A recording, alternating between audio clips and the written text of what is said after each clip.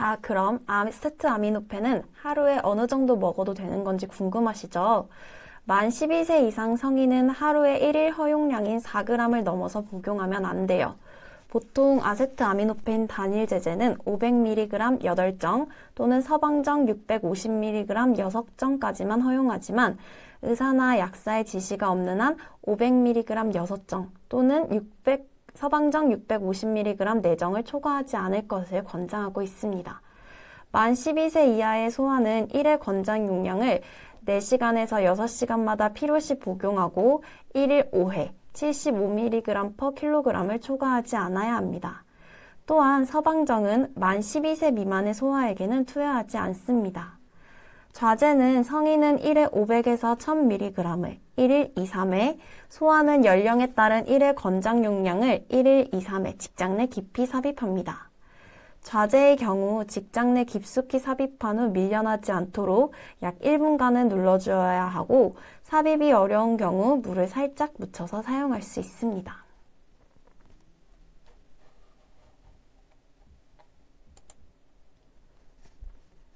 아세트아미노펜은 간세포에서 존재하는 대사효소인 CYP2E1에 의해서 대사되어 N-아세틸 피벤조퀴논이민 NAPQI라는 독성 물질로 바뀌게 돼요. 이 NAPQI는 간에 있는 글루타치온이라는 해독작용을 하는 물질과 합해져 배설이 되는데 글루타치온과 반응하는 건 어느 정도 한계가 있어요. 그래서 아세트아미노펜을 최대 섭취 용량 이상으로 복용해서 NAPQI가 많이 생긴다면 이 활성체가 배설되지 못하고 간세포에 치명적인 손상을 일으키게 되는 거죠. 아세트아미노펜의 부작용에 대해서 살펴볼까요?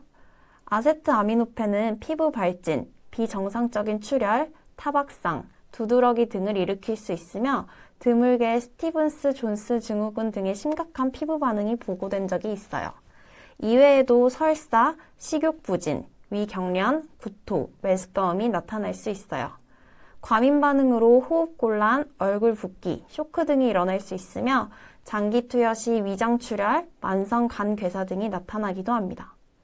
그렇다면 과다 복용을 하면 어떤 문제가 생길까요?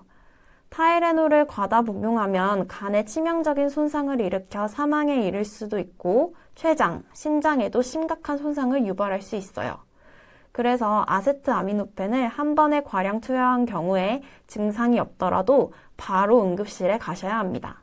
간 손상의 위험이 있기 때문에 열에서 12시간 이내에 주사제를 투여받거나 메치오닌 등의 약을 복용해서 간을 보호해야 해요.